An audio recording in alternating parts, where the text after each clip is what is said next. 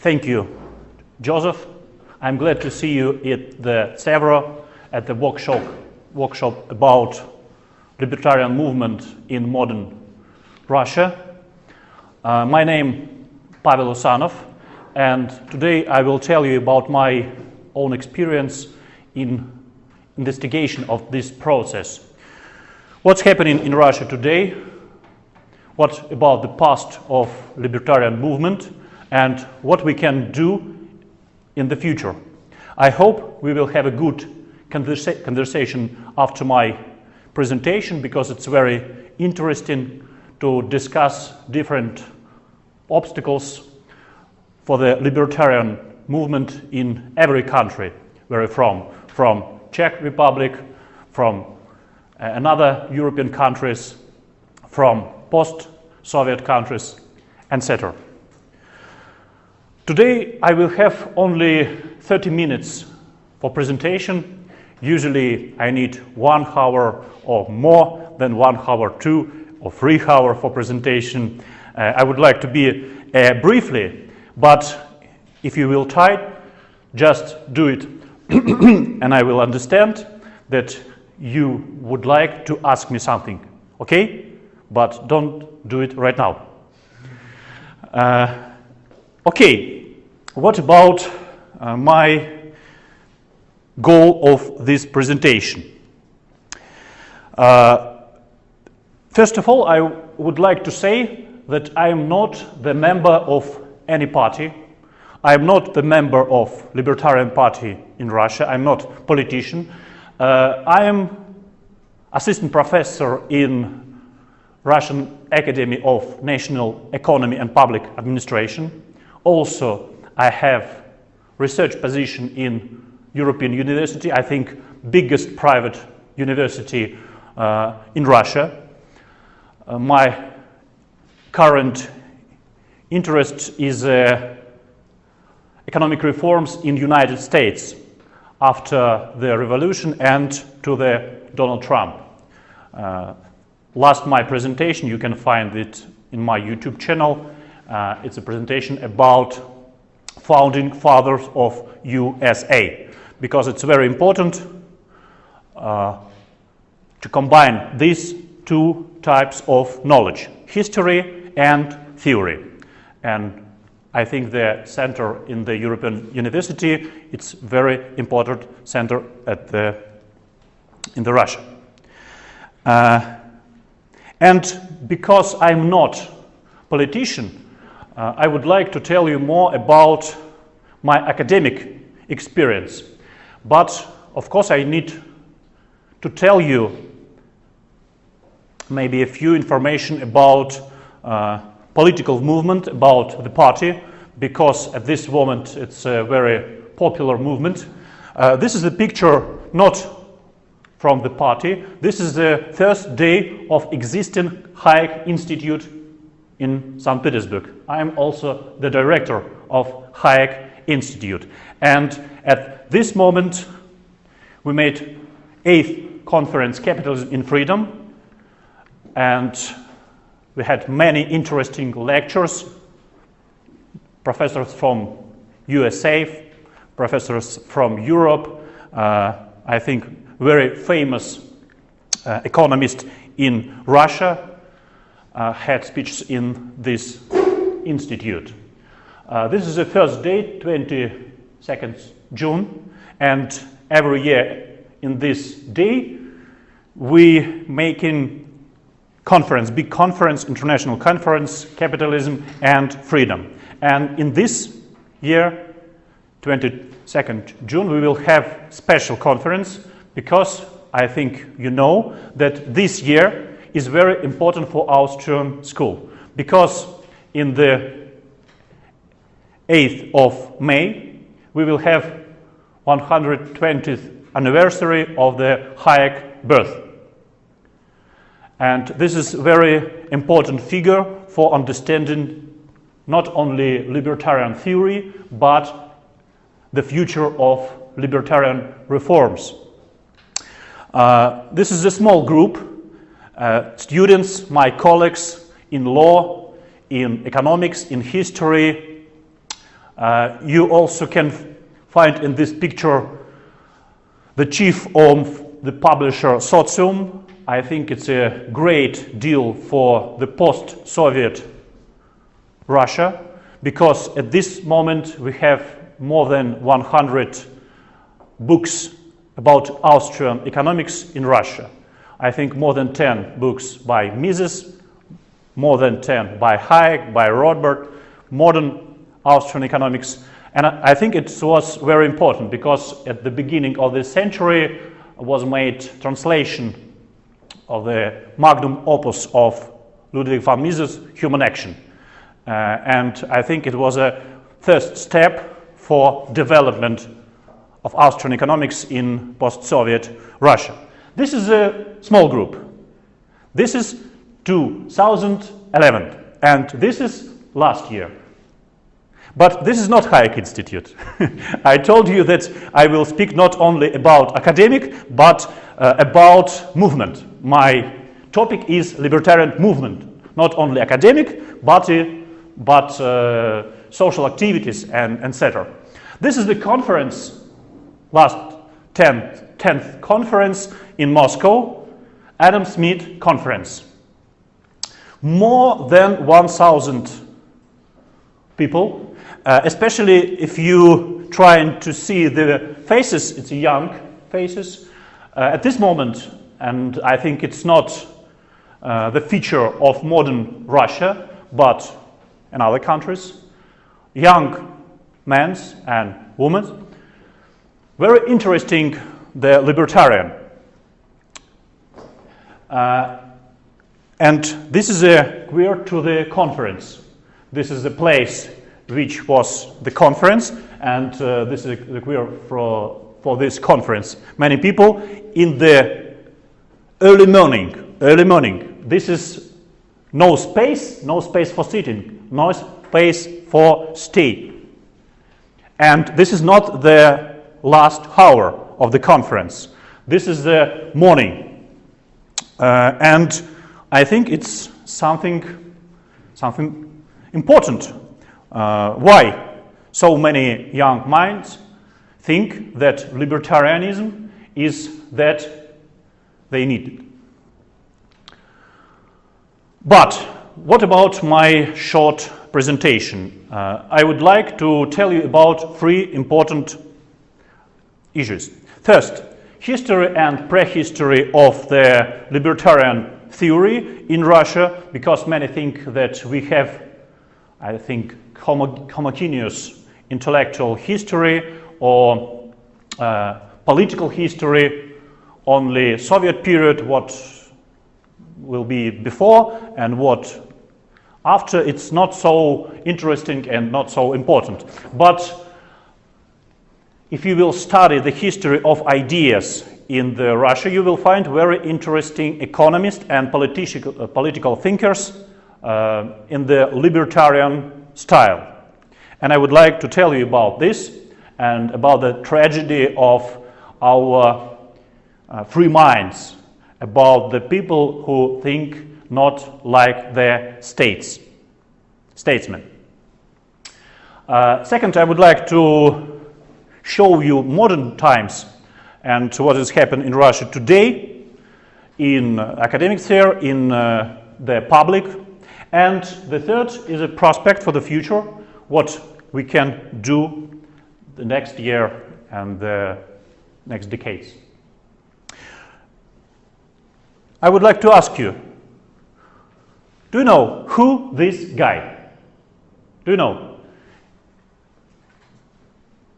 Okay, I would like to ask you, what do you know about the libertarian movement about in the 19th century? What is the main figures of this period? What was most original thinker? In the 20th century, I think you will agree that Murray Rothbard is one of the bright figure. And this is the picture of the man, you know. Excellent. 10 points. You did your exam. Excellent. Gustave de Molinari was a Belgian economist, free market mind, and first in the history anarcho-capitalist. First, anarcho-capitalism. If you open the book of Mario Rothbard, History an Austrian Perspective of the History of Economic Thought, in second volume, you can find the chapter, last chapter, about French liberal tradition. This is very important tradition. It's not only Molinari. This is Bastiat, Say, Turgot, Cantillon. This is a French liberal tradition. I think at the end of the 19th century, it was most libertarian movement in this period. Not in German, maybe also in Austria. But Austrian economics in the period of beginning was not so, it's not political theory. It's more about pure economic theory, especially for the works of Karl Menger and Eugen Bamberg, because pure theory of capital and interest, subjective theory of value, it's not the main part for political philosophy. But Gustavo Molinari was a great anarcho-capitalism. And his presentation was in Russia. He had many times in St. Petersburg and got lectures about anarcho-capitalism and about libertarianism, about free industries, free market for all industries.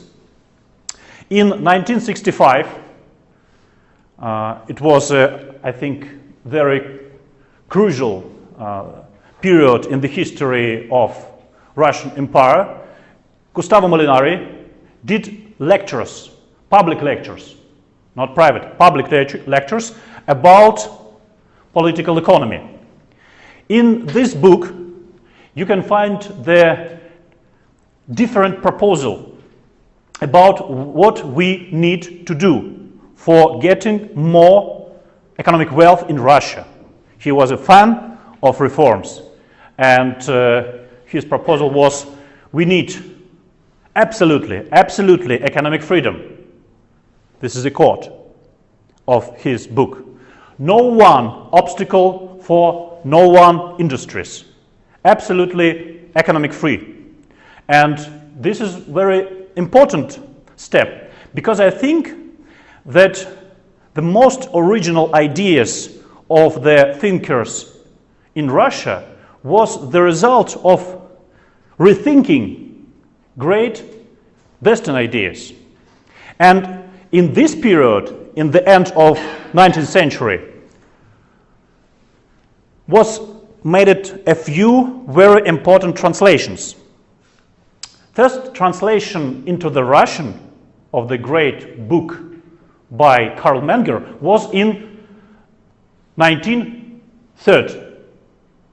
It's earlier than the English translation of this book.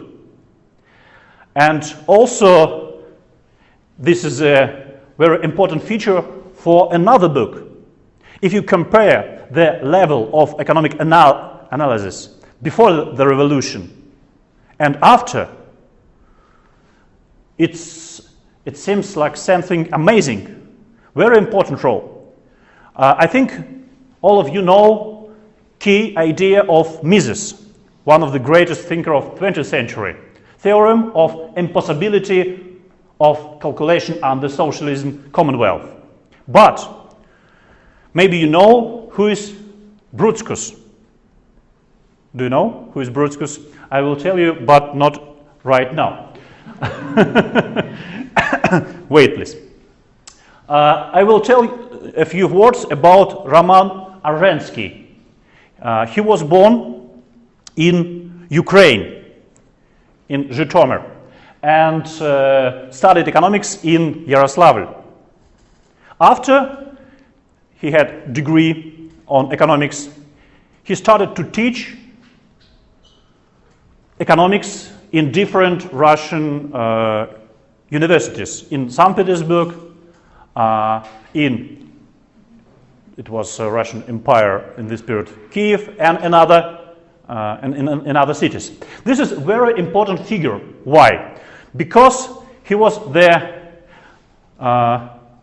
facilitator of ideas in Europe in this moment. I mean, ideas of marginal utility, and the translation of the books by Karl Menger was a result of his activity. We had translation of the main methodological book by Karl Menger after 10 years after publication at the German. It was very interesting because at the end of 19th century we have a most intellectual who named himself Marxist. Marxism was very popular in this period of Russia, but it's not homogeneous field.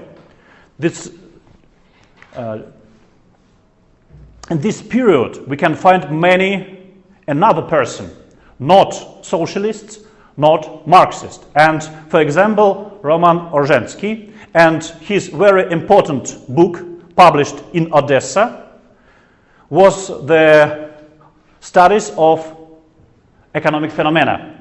This is a book about marginal utility, and this is, I think, was a first book in Russia which contained this marginalist view.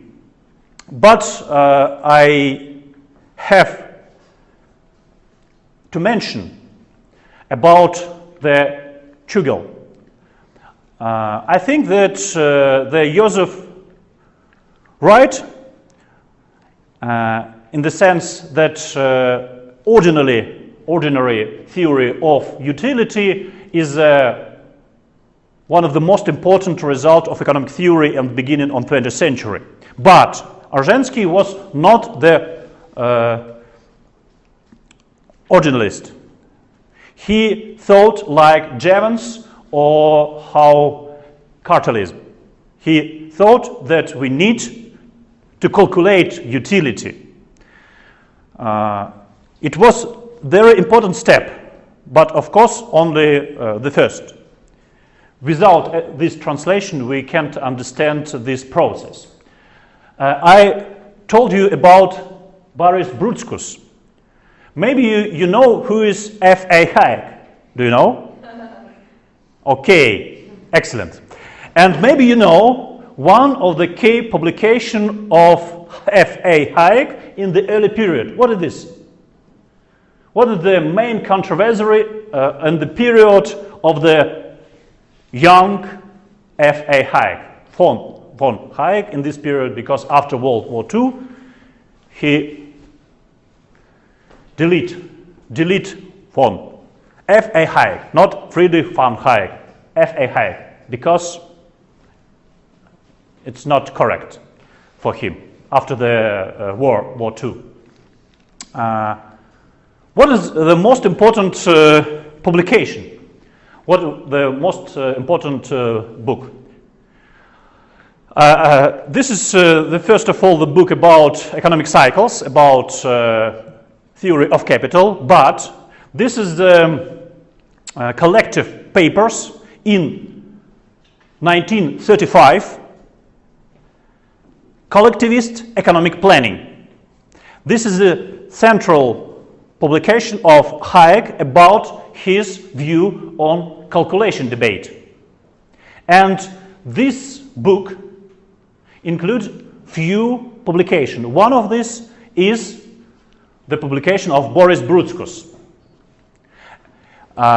Boris Brutskus is the author of the article. This article was published in the same year like a publication of Mises. It was 1920s.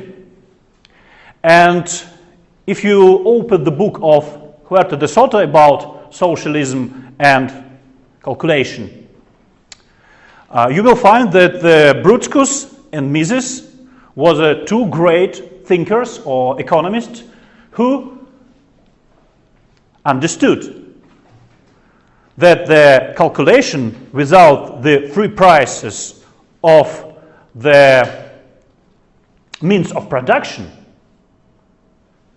couldn't be. You can't make rational calculation without the prices of means of production. You can choose the most best way for produce what do you want. You need the prices. This is the argument of the book by Boris Brutskus, and his first presentation was in St. Petersburg. It was six presentation in the Russian, and after this Bolsheviks said him, go ahead, and he went Soviet country and died in Jerusalem. And Boris Brutskus is a very important figure in the history of ideas, not especially for Russia, because Orzhensky, I think, is something local, something that's very important for understanding history of economic ideas in Russia, but not in the history of ideas. But if you're moving to the more liberty in the Russia in the end of 19th century, we had a more gold reserve than France, Germany, UK, and US all. We had a gold standard, and the ruble was one of the main currency. High level of investment, and etc., etc. As a result, development of economic thinking.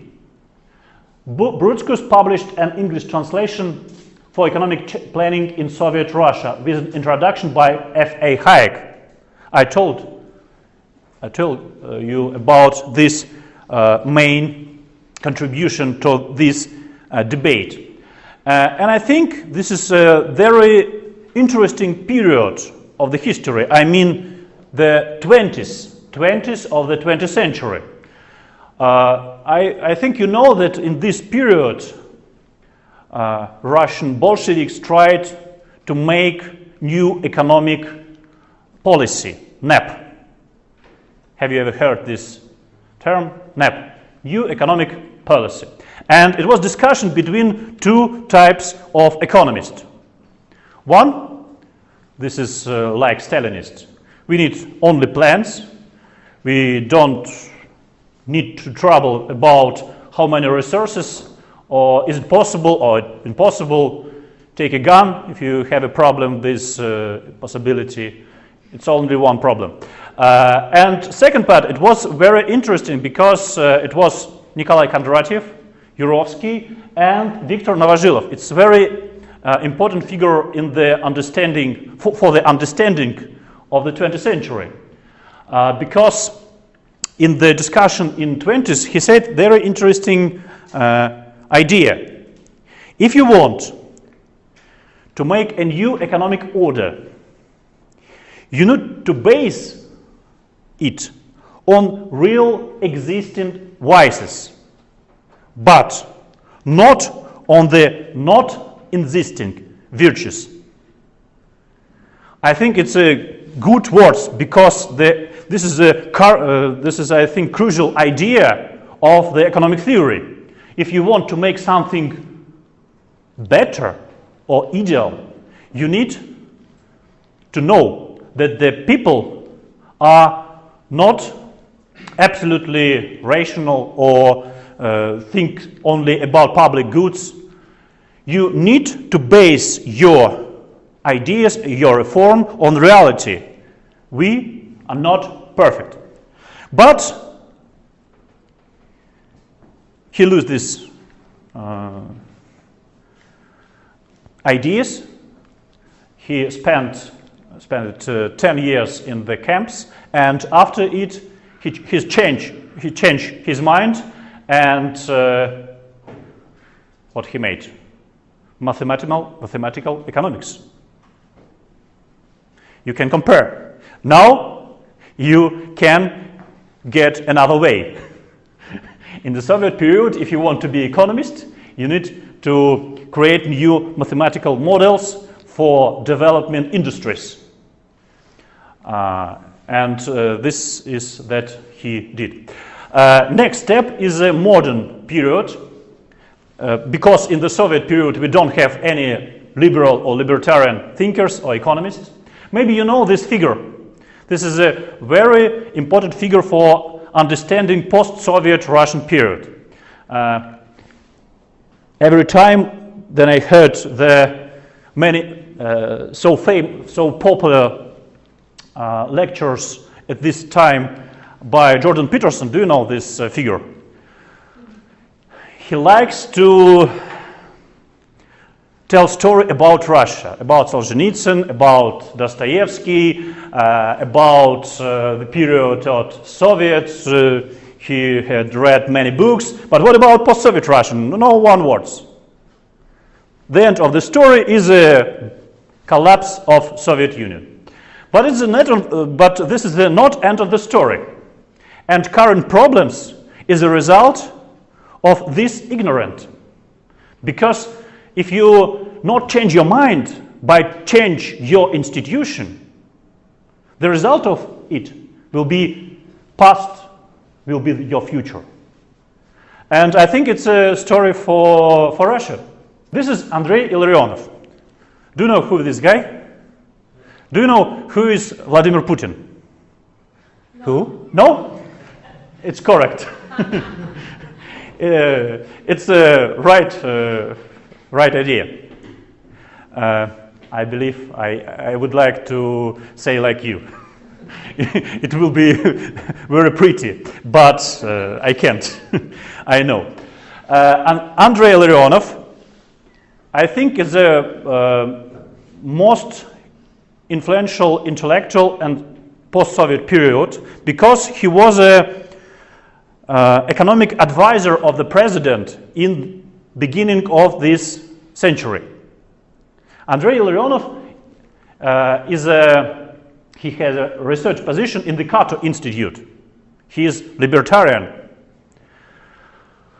And the reforms in the beginning of this century was very successful because from the period of the beginning of the century to the 2008, it was the rate of economic growth near 7 or 8%. It's more than in period of new economic policy. These 6-7 maybe years, it was more successful period in the economic history of Russia. And this is the result of libertarian, I think not 100%, but privatization, macroeconomic stability, low level of inflation, deregulation. Illarionov had decreased the level of government expenditure by GDP on 8%. 8%, this is a decreasing of the government spending. High level of new investment, economic growth, etc., etc. I would like to tell you a story, because Andrey Illarionov was a right hand of Vladimir Putin in the beginning of this century in the economic field. He is not interested of policy, of ideas of Vladimir Putin, but economic reforms. I think you know who is Ayn Rand. Do you know she was born in St. Petersburg, and every year we have a conference about Ayn Rand in St. Petersburg. And this man, Andrey Illarionov, to give a present for Vladimir Putin, 3-volume book Atlas Shrugged. Can you imagine Vladimir Putin and Atlas Shrugged with his head? It sounds something strange because it's not only about Russia. I think you know Orban. Orban, this is the same. In the first period, he was more liberal, free market, and at this moment, it's not. Why? It's very interesting. This is also one libertarian of post-Soviet Russia. This is an entrepreneur, very famous entrepreneur. He made biggest in Russia telephone reseller, Euroset. And the capital of this company was more than $1.5 billion. Do you know there is his guy? This is guy in London. Do you know this guy? There is he. Few time in Russia, but Carter Institute is Washington D.C. This is guy lost his business, and now he have a good business in London. He have a shop, this a boutique with very high level wine. This is a very popular figure, and this is the man who asked to translate Atlas Shrugged into Russian, because now in every bookstore you can find Atlas Shrugged in the list of bestseller at this moment in every shop. I think it's not the case about Prague. I went through the shops, Ayn Rand, it's maybe not so popular. What about me and about modern Russia? I spent more than 30 minutes. How many times I have? Tell me please, and I will finish. The next lecture is starting at 2, so you still have maybe 40 minutes. I would like to get conversation, and maybe you're tired of my speaking and would like to ask me. If not, maybe I'm wrong, nobody do it. Yes? And I can continue. Okay, this is my first experience because in 2004, I found in the bookshelf in the magazine this book. In English it will be Libertarianism. I think you know this author. This is David Bowles. And his, I think, very pretty introduction to this philosophy, history, principles, and policy. Do you know this book? Maybe you have this book in Czech? Yes, you have. I think it's a good introduction. I remember my things about this book. It sounds something strange. It's not correct in Russian to use this so long term. Libertarianstvo. In Russian, libertarianism in English may be so more pretty. And when I had read this book, I thought that only 10, maybe 15 people in Russia could explain what is this libertarianism. Because most of the people in Russia think or not think in the style of the socialism period, or in the, conservative style, like Orban, or like maybe you have a party in Czech Republic for great nation, great power. We need more KGB, we need more government expenditure. We have Orthodox Church, we have Crimea. Would you like to have Crimea? Not? You don't have this movement in Czech Republic. 85% think in Russia that it's a good idea, and Vladimir Putin is a great, or maybe greatest leader in the history of Russia. This is a book,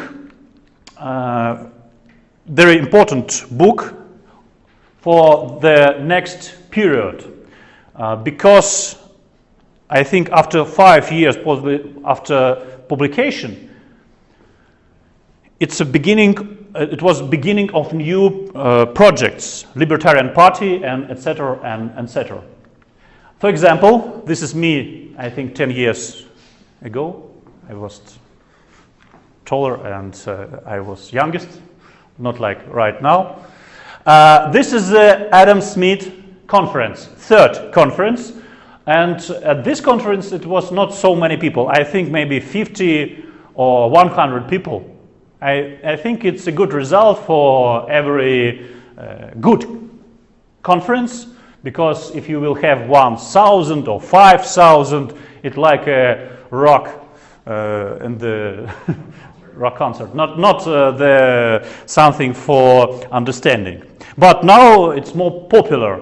I will show you one figure in the post-Soviet period, like a showman, libertarian showman. Trump in the libertarianism of Russia, in this sense. Okay, and this is the day of beginning Hayek Institute. And this is one of the lecture. It was 8 years before this moment, and it was the period of another president in Russia. Maybe few of all heard that we have not only Putin in the last 20 years, because my students in Russian university know a few about Mr. Medvedev, but only a few, because he was a president in the period of four years, and Medvedev is a friend of Vladimir Putin. It's not so important. It's not so important, but we don't know the future. 8 years ago, we think that it can be something new. It will be new period for trying to get something important. And many people in the big cities in Russia trying to understand what we need to do. And the Hayek Institute was very popular in this period. This is my lecture. You think that we have no space for the sitting or staying. This is the first collective papers of Hayek Institute in 14th Capitalism and Freedom, with articles of Russian economists, lawyers, and political philosopher. I need to mention that in the conference of Moscow or in St. Petersburg was many very interesting figures from Foundation for Economic Education in the USA or from Ayn Rand Institute. Guido Hülsmann, do you know this very interesting economist? Get presentation in Hayek Institute. Enrico Colombato, who was, I think, about free banking. It was White and Selgin. White and Selgin was in St. Petersburg and tell us about free banking. It was before this very important year in our history. And this is the conference Capitalism and Freedom in St. Petersburg. This is a building of European University. This is, I think, most pretty conference hall in the European University. Golden hall. Now, this is the hall, and this is the building in the hand of the state. You need to understand what is this. European University, I told you in the beginning, is the biggest private university. Now we have another building. But in the period of 2015, 16, 17, we had problems with our carry out requirements. Because our Department of Ministry every time trying to get for us obstacles for the new students, etc., etc.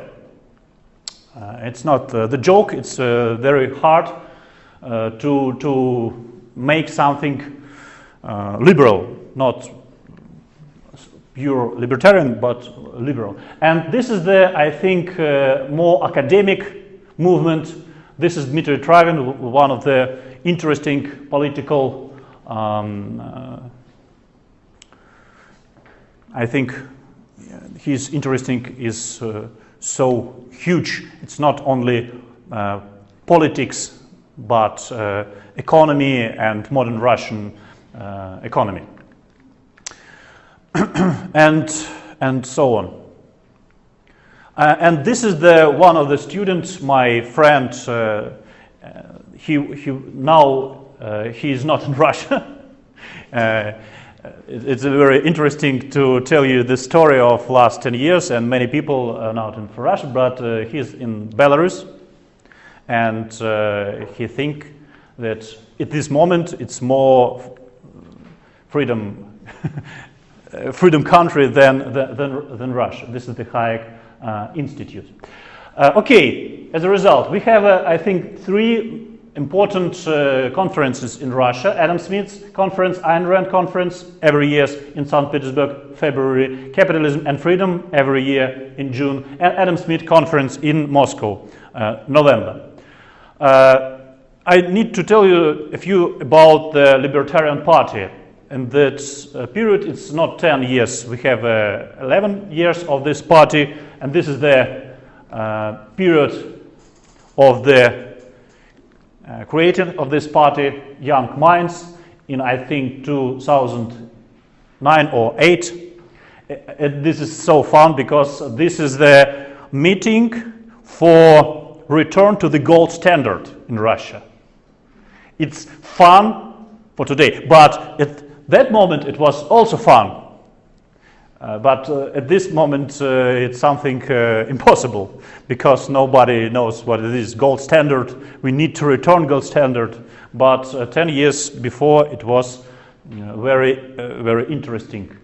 Good guys, young guys, not I think intellectuals in our sense, but they trying to make something different than we have right now in Russia. This is the slogan: against dictatorship, for the capitalism. And this is the figure is a most important most famous blogger in Russia today. Mikhail Suverov have at this moment 120,000 subscribers and in his YouTube channel. Very popular figure, the leader for the Young Minds, and one of the leader in Libertarian Party in Russia. This is the picture before his success, and this is now.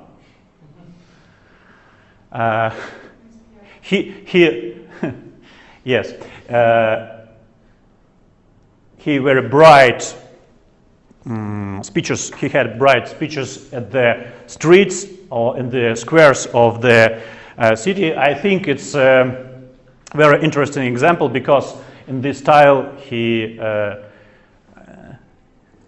told about the libertarianism and that the state is our enemy, and this is very popular. This is his presentation at the square, in one of the central square in Russia. He's very interesting and very smart guy. If you will find his channel on YouTube, you can find very interesting discussion, conversation with politics, with politicians, with economists, with students, and so on. Very interesting. I recommend you to Google Mikhail Suverov. It's a very interesting figure in our country today. But what is the result of this? This is the meeting against the ban of internet. Ban of internet, it's not a joke. Our state tried to make new laws, like in China, to protect our people from the United States of America, for example, Facebook, etc., etc. And it sounds crazy but it's our reality. And one of the results of these meetings, arrested. Now we have, I think maybe you saw something about this protest movement in Russia against results of elections, against the ban of internet, against corruption, against etc., etc. But only this result. And this is very interesting because this blue ball mean like a yellow jacket in France, something like freedom for internet. This is the guys from Libertarian Party, but they was arrested. It looks something like Orwell. You have in your hand blue balls, and you will be arrested for this.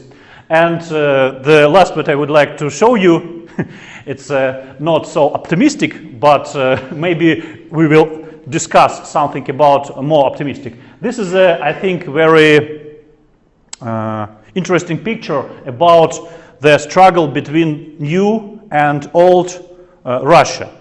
Because you can see at the right hand the policeman, good armed, with a stick, and at the left you can find a small girl, only this iPhone. Who will win? Who will win? I don't know. Thank you. Thank you for your attention. If you have any questions or any ideas, I will try to answer if I can. I was curious about the end of the more liberal period from 2000 to 2008. Why did it change? Was it because of the financial recession worldwide? And what are the economic policies like now? Are they political capitalism? Mm-hmm. Like what Karl argued about the US? I think the most important reason for this is the mind of our elite, ideas of elite. Because modern elites in Russia, it's not a secret, from KGB. What is the view of the world of this old style person? All is enemy, we are the right. And why it was happened in the beginning of the century, after the crisis of 2008? I think it's a result of, it sounds curious, but it's true, it's a result of economic growth. It's a result of success in economy. Because if you're a leadership, or if you're a leader in the country, in the poor country, against collapse, because Russian economy in 90s, it was something dark. Not homogeneous dark, but for the KGB officer, of course. And they wait better times for getting something that they love. Not like love, power. It's very important for the people from the KGB in Soviet country. And it's a very interesting combination of a few facts. First, it's economic growth and more money in the budget for the military. And second is the ignorance of our people about what's happening in the country, what's happening in ideas, what's wrong, what's right. It's very important to understand this process. Because if you have a good economic results but not understanding, you're trying to not thinking about the global problem, about foundation of your policy, you will have this corrupt system. people not interesting of these problems. Politics is something not for me. It's something for politicians.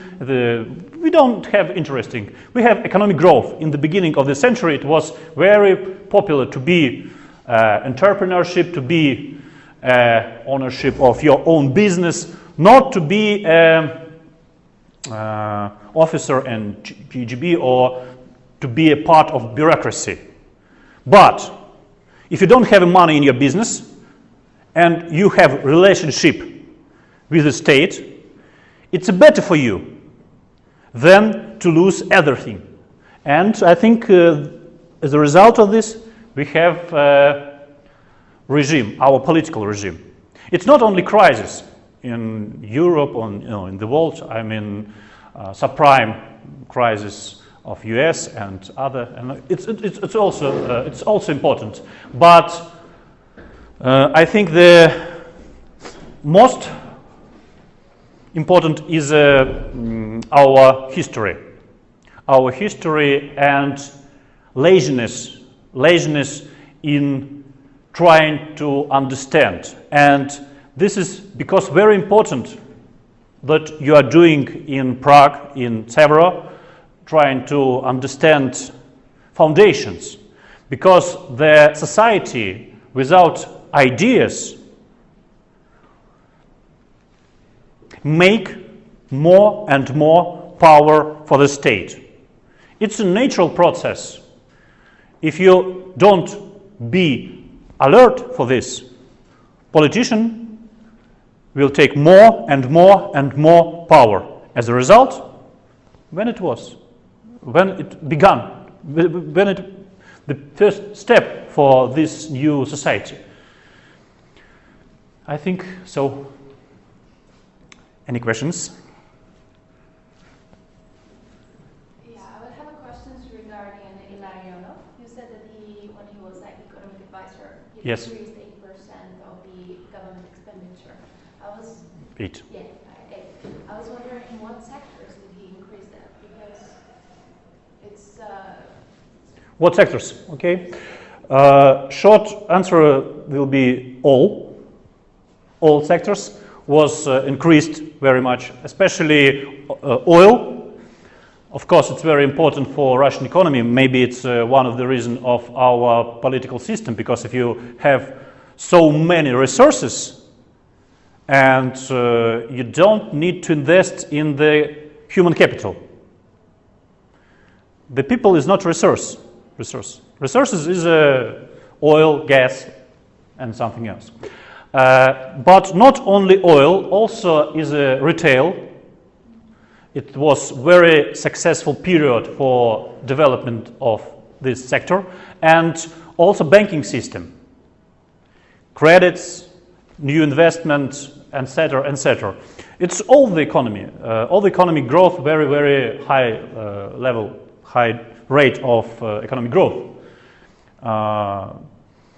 and in this period, like in the US, many think that it will be on and on and on and on. It's not a problem. And the crucial situation for the future is a crisis. Because in the time of crisis, you need to change the way.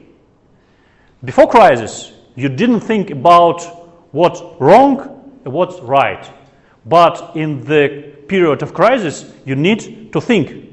But if you lose this ability, you can't change right direction. I think so. All sectors was very, very successful, especially banking, retail, real estate, of course. Real estate was fantastic, amazing growth. I think like in all the world.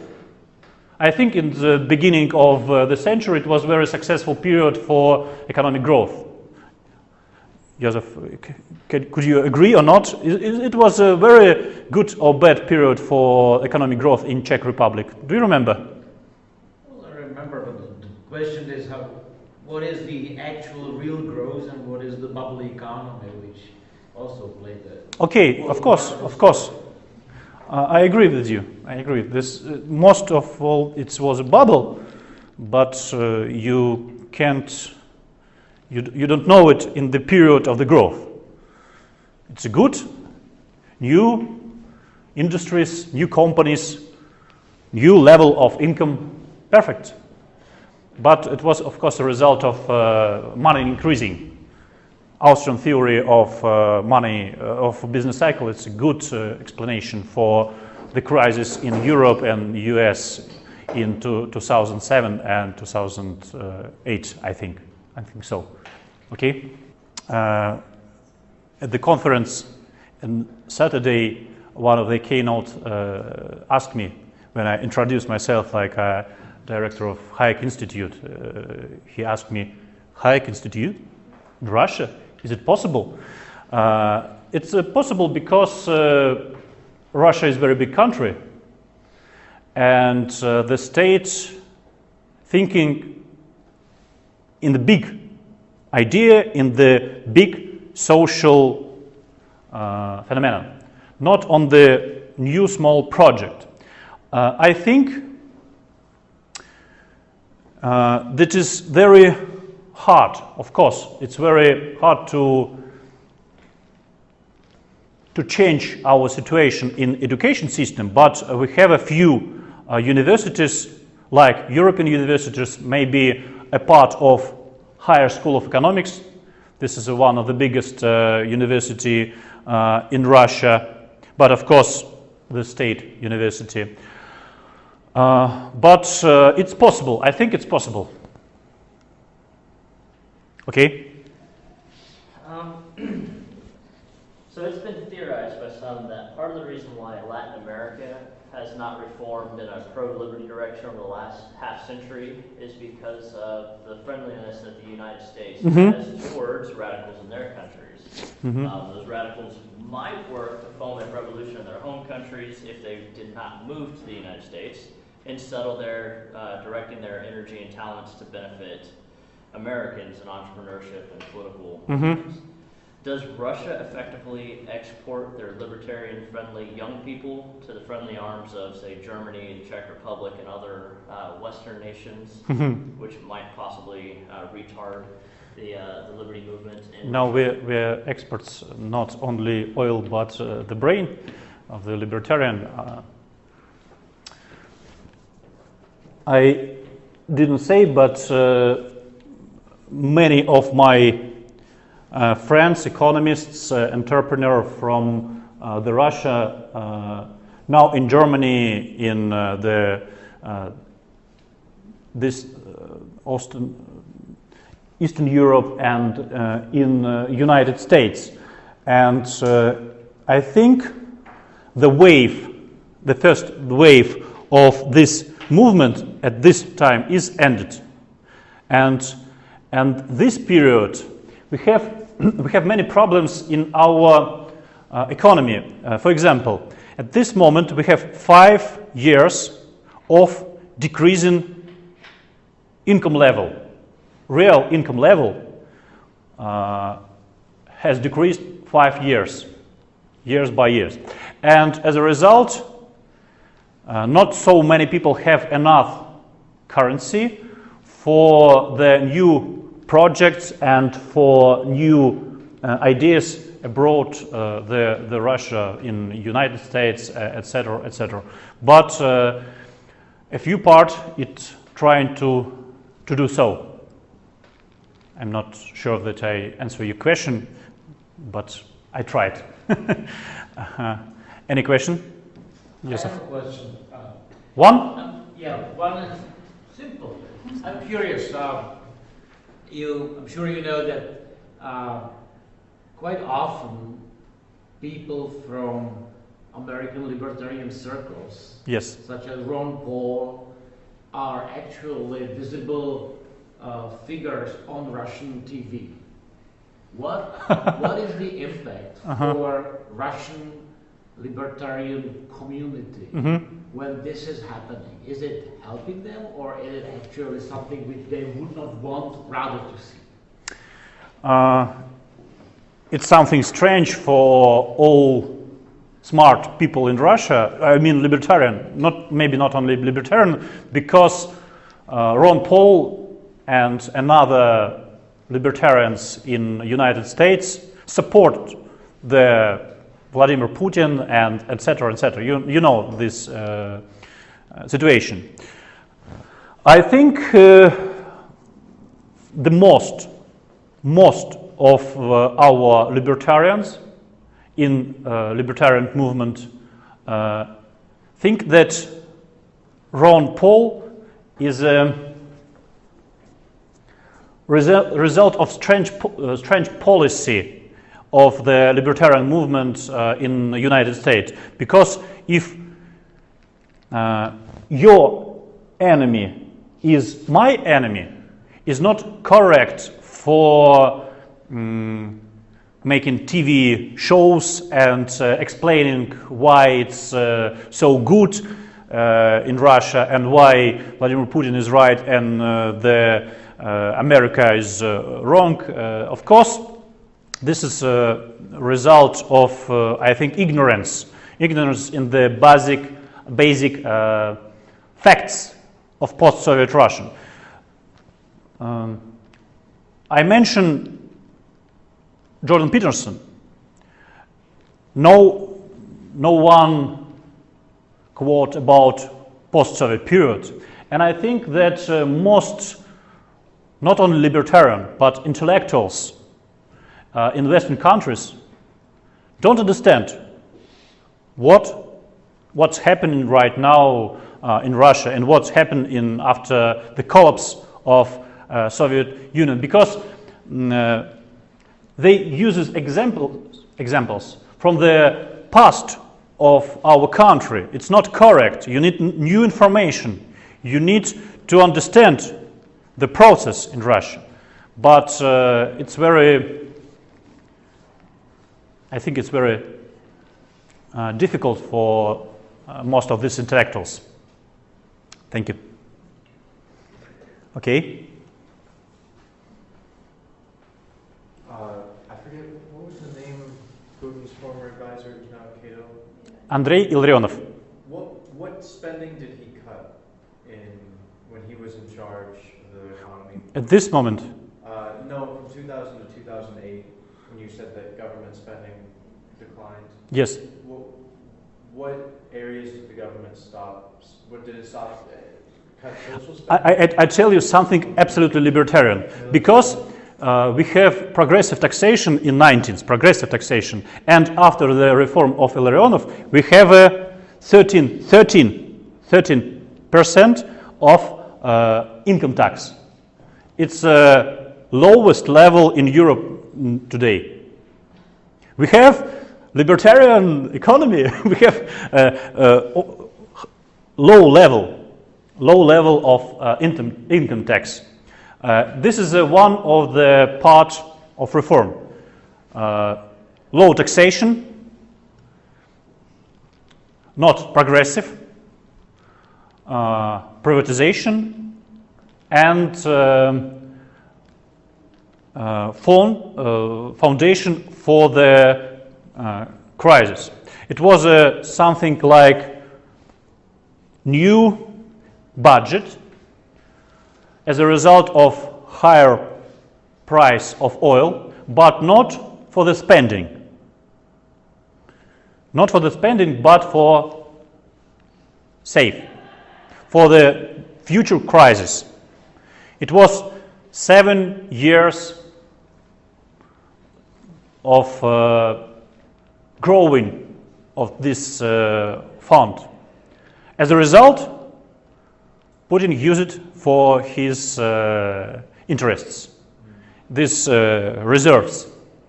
This reserve was very important for investment climate, because if you want to have a stable currency, it was a very big problem for Russia in 19th. But in the beginning of the century, we have stable currency and growth of our official currency. For example, now we have, I think, 63 rubles for the dollar. At the beginning of the problems in the Russian economy, it was, I think, 30. In the period of success, 10 years before, it was 23 rubles for the dollar, and the level of the strongest of our currency was very well, and one of the result: strong currency, low inflation, Stabfond, this is the name of the reserves, privatization, low level of government expenditure, and decreasing of income taxes. It's very important for economic growth. Last question, we have 3 minutes. Last question. Would you say that like average Russian people that with average professions struggle in Russia nowadays, as for example in Ukraine? What is the question? I don't know the situation of Russia, but I quite get familiar in the last year with situation of average people. Average people. In Ukraine. And What they are thinking about Ukraine? No. It's the average situation in sense of income. For example, Income in Ukraine and income in Russia. What is the if it's Russia is better, in the sense of for level of income? If you ask me about the level of income, of course, more. I think the big part than the Ukraine, because Ukraine don't have resources, don't have oil yet. I think the prices of oil at this period. Few last words about the success of the Putin's reforms. Success.